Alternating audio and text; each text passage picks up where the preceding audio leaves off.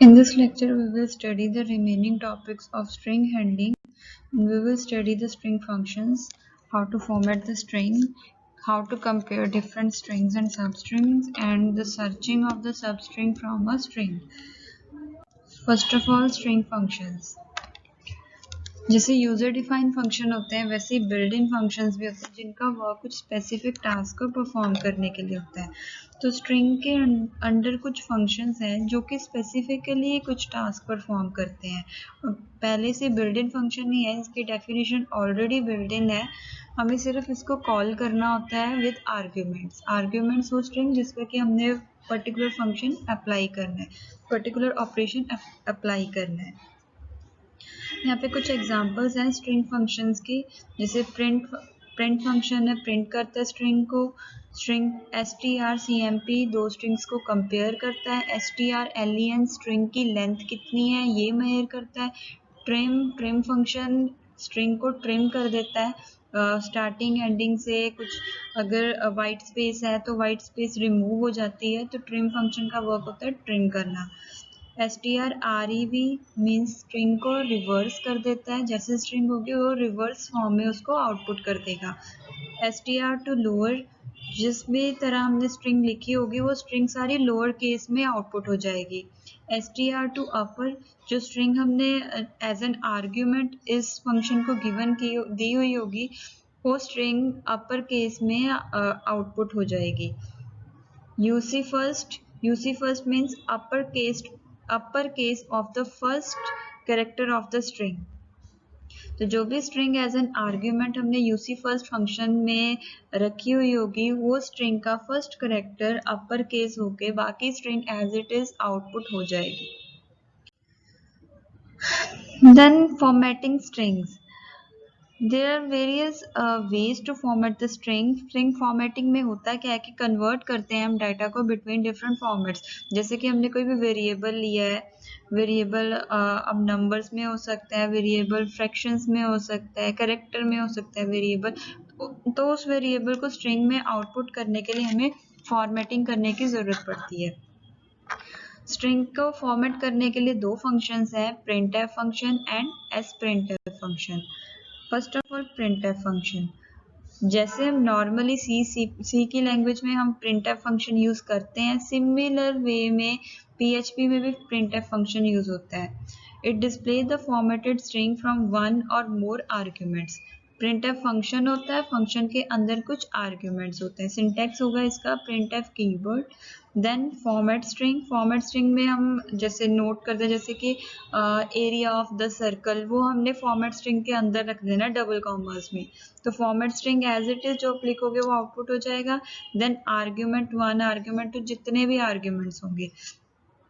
Argument में होता है कि जब भी अगर हमने फॉर्मेट स्ट्रिंग में कोई वेरिएबल यूज किया है तो वेरिएबल यूज के बेस पे कुछ फॉर्मेट्स हैं जो कि हम यूज करते हैं, जैसे %d होता है इंटीजर के लिए, %b बाइनरी के लिए, %c कैरेक्टर के लिए, %s %u अनसाइंड के लिए होता है यूज, अनसाइंड नंबर के लिए यूज किया जाता है। तो यहाँ पे जो भी हमने फॉर्मेट स्ट्रिंग में जो भी फॉर्मेट यूज किया होगा, तो सबसे पहले जब फर्स्ट टाइम %d अकर होगा तो उसकी वैल्यू होगी आर्ग्यूमेंट 1 की। सेकेंड टाइम जो भी फॉर्मेट अकर होगा उसकी वैल्यू होगी आर्ग्यूमेंट 2 की। थर्ड टाइम जो भी अकर होगा उसकी वैल्यू होगी आर्ग्यूमेंट 3 की। तो जितने भी हमने फॉर्मेट वैल्यूज यूज की होंगी फॉर्मेट स्ट्रिंग में, उन सब में कौन सी वैल्यू इंसर्ट होगी उस वैल्यूज के लिए हमें लिस्ट ऑफ आर्ग्यूमेंट्स भी printf के साथ ही लिखनी होती है। So printf keyword, then format string, then उस फॉर्मेट स्ट्रिंग के अंदर जितनी भी आर्ग्यूमेंट्स यूज हो रहे हैं वो, ये है इसका सिंटैक्स। एग्जाम्पल में देखते हैं, यहाँ पे मैंने एक वेरिएबल लिया num1 का, देन num2 का, देन रिजल्ट नाम का वेरिएबल लिया जिसका कि वर्क होता है num1 और num2 की वैल्यूज को ऐड करना। printf फंक्शन मैंने यहाँ पे यूज किया है। देन ये फॉर्मेट स्ट्रिंग है, फॉर्मेट में यहाँ पे the result is %d, format मैंने वैल्यू यहाँ पे %d की यूज की है। तो %d के अंदर कौन सी वैल्यू जाएगी, $रिजल्ट की। तो ये $रिजल्ट की आर्ग्यूमेंट है जिसकी वैल्यू फॉर्मेट के अंदर इंसर्ट हो जाएगी। तो %d में वैल्यू आ जाएगी रिजल्ट कि रिजल्ट की वैल्यू है 30, तो आगे यहाँ पे आउटपुट आ गई the result is 30। Next is S print F function. Same print F function की तरह ही वर्क करेगा, लेकिन प्रिंट एफ फंक्शन और एस प्रिंट एफ फंक्शन में सिर्फ इतना डिफरेंस है। Print F function will display the formatted string whereas the S print F function will return a formatted string. Printf function ने तो as it is जो भी आपने लिखा उसने डिस्प्ले कर देना है, whereas S printf function ने रिटर्न करना है, जो भी आपने डिस्प्ले करवाना है उसको रिटर्न करना है और हमें इको यूज करके उस रिटर्न वैल्यू को आउटपुट करवाना पड़ता है। इसका भी सिंटेक्स एज इट इज जैसे प्रिंटफ का सेम वैसा ही इसका सिंटेक्स है। फॉर्मेट स्ट्रिंग में इसका भी सेम वर्क है, कॉमनली यूज फॉर्मेट यूज करते हैं हम इसमें। देन आर्ग्यूमेंट 1 आर्ग्यूमेंट 2 की वैल्यूज होती हैं कि फॉर्मेट में कौन सी वैल्यू इंसर्ट करनी है। अब यहाँ पे एग्जाम्पल देखते हैं, सेम जैसे प्रीवियस एग्जाम्पल की थी प्रिंटफ की वही एग्जाम्पल रखी है, लेकिन यहाँ पे मैंने एस प्रिंटफ फंक्शन को यूज किया है। इस फंक्शन ने वैल्यूज को रिटर्न करना है और उस वैल्यू को रिटर्न की हुई वैल्यू को आउटपुट करने के लिए हमें इको फंक्शन की जरूरत पड़ेगी। तो इको को यूज करके एस प्रिंटफ फंक्शन को यूज करके हम कोई भी वैल्यू आउटपुट कर सकते हैं।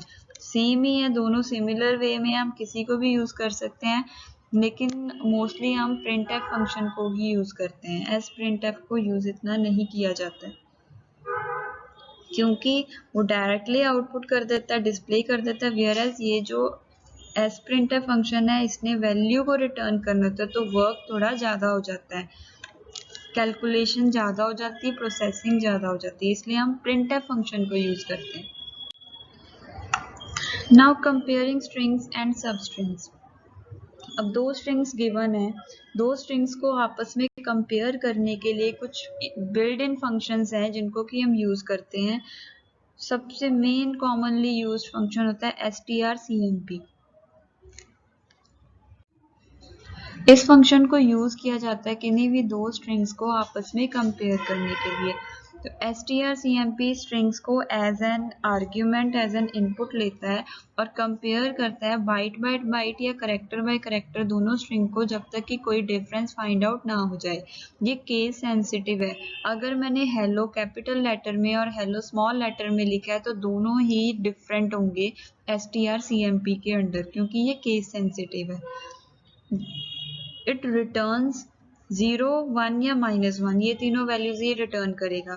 0 वैल्यू ये तब रिटर्न करेगा जब दोनों स्ट्रिंग सेम हो।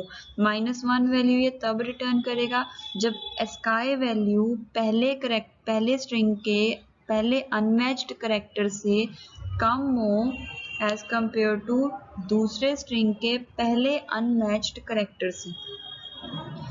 पहले स्ट्रिंग के पहले अनमैच्ड करेक्टर की स्काई वैल्यू दूसरे स्ट्रिंग के पहले अनमैच्ड करेक्टर की वैल्यू से अगर कम होगी तो आउटपुट आएगी -1।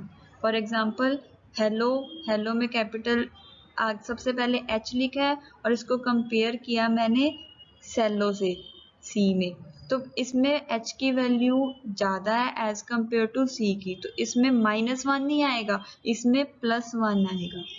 +1 तब आता है जब पहले अनमैच्ड करेक्टर की वैल्यू ज़्यादा हो एज कम्पेयर टू दूसरे स्ट्रिंग के अनमैच्ड करेक्टर्स। अगर कम होगी तो -1 और ज़्यादा होगी तो +1।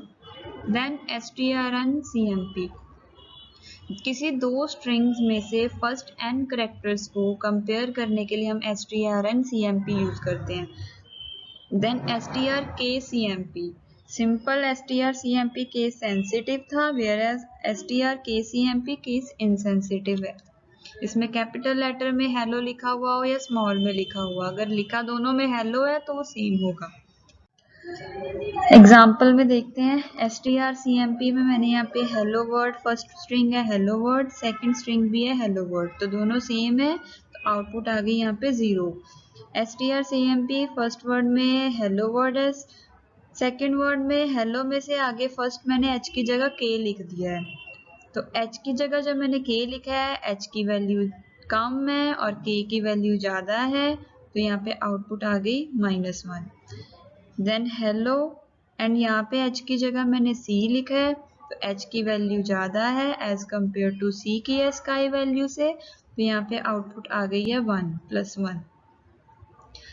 strncmp हेलो वर्ल्ड, हेलो अर्थ, और यहाँ पे पहले 6 कैरेक्टर्स को ही ये कंपेयर करेगा। तो फर्स्ट 6 कैरेक्टर तो सेम ही है, चाहे उसके बाद में डिफरेंट है, लेकिन ये आउटपुट सेम ही बताएगा, 0 ही आउटपुट आएगी, क्योंकि हमने कंपेयर ही फर्स्ट 6 कैरेक्टर्स की हैं। देन इको str kcmp में मैंने इसमें फर्स्ट करेक्टर कैपिटल H है, इसमें फर्स्ट करेक्टर स्मॉल h है, लेकिन ये केस इनसेंसिटिव है, तो आउटपुट आ गई है यहाँ पे 0। ये था comparison between two strings. After this we have searching the string and substring. str function को यूज किया जाता है अगर हमने किसी भी स्ट्रिंग के अंदर कोई और सब स्ट्रिंग सर्च करनी हो। अगर हमने एक करेक्टर भी सर्च करना हो तो वो भी अपने आप में एक सब स्ट्रिंग होगी। तो अगर हमने कोई भी सब स्ट्रिंग सर्च करनी है तो हम str फंक्शन को यूज करते हैं। अगर str फंक्शन सक्सीड हो जाता है, मतलब इसको सब स्ट्रिंग मिल जाती है स्ट्रिंग के अंदर, तो उस जहां से सब स्ट्रिंग स्टार्ट होती है वहां से लेकर के आगे जितनी भी स्ट्रिंग है, चाहे वो फिर आगे मैच करे चाहे ना करे, वो पूरी की पूरी आउटपुट होगी, लेकिन स्टार्ट सिर्फ वहां से होगी जहां से सब स्ट्रिंग मैच करती है। तो इसका सिंटेक्स है str आर्ग्यूमेंट 1 आर्ग्यूमेंट 2। आर्ग्यूमेंट 1 होगा हमारा पेरेंट स्ट्रिंग जिसमें से कि हमने सब स्ट्रिंग फाइंड आउट करनी है, वेयरएज आर्ग्यूमेंट 2 होगी जो सब स्ट्रिंग हमने फाइंड आउट करना है। फॉर एग्जाम्पल यहाँ पे मैंने एक str सर्च नाम की स्ट्रिंग ली है जिसमें लिखा हुआ है हैव अ नाइस डे, और st फाइंड नाम की स्ट्रिंग ली है जिसमें कि सिर्फ नाइस लिखा हुआ है। मीन्स हमें हैव अ नाइस डे में से नाइस को फाइंड आउट करना है। तो printf कर दिया, ओरिजिनल स्ट्रिंग हमारी आ गई st सर्च, ओरिजिनली तो सिर्फ आउटपुट के लिए ही लिखा है, यहाँ पे हमने अभी तक सर्चिंग का फॉर्मूला फंक्शन यूज नहीं किया है। The next printf result looking for $stfind, $stfind में क्या वैल्यू है, नाइस है। देन यहाँ पे हमने सर्चिंग फंक्शन यूज किया है। अभी तक पहले तो सिंपल जैसे printf फंक्शन यूज करते हैं, बस वही चीज हमने यूज की है। उसके बाद में यहाँ पे ये हमने सर्चिंग फंक्शन यूज किया, str फंक्शन लिख लिया है। देन $st सर्च ये पेरेंट फंक्शन है, $stfind ये चाइल्ड फंक्शन है। पेरेंट फंक्शन में लिखा हुआ है हैव अ नाइस डे और हमने फाइंड करना है नाइस है, तो str आउटपुट करेगा नाइस से शुरू होके आगे जितनी ही भी बड़ी स्ट्रिंग है वो पूरी आउटपुट करेगा। तो आउटपुट आगे ओरिजिनल स्ट्रिंग आ गई थी हमारी have a nice day, result looking for nice के लिए हम रिजल्ट लुक कर रहे थे, तो आंसर आ गया नाइस डे। तो ये था सर्चिंग। सब स्ट्रिंग को हमने सर्च किया है विद इन द स्ट्रिंग। तो ये हमारा स्ट्रिंग का चैप्टर था, स्ट्रिंग का चैप्टर कंप्लीट हो गया है। नेक्स्ट हम एरेज करेंगे। अभी ये जितने भी प्रोग्राम्स किए हैं इसको आप रिवाइज करना और एक बार परफॉर्म करके भी देखना। Thank you.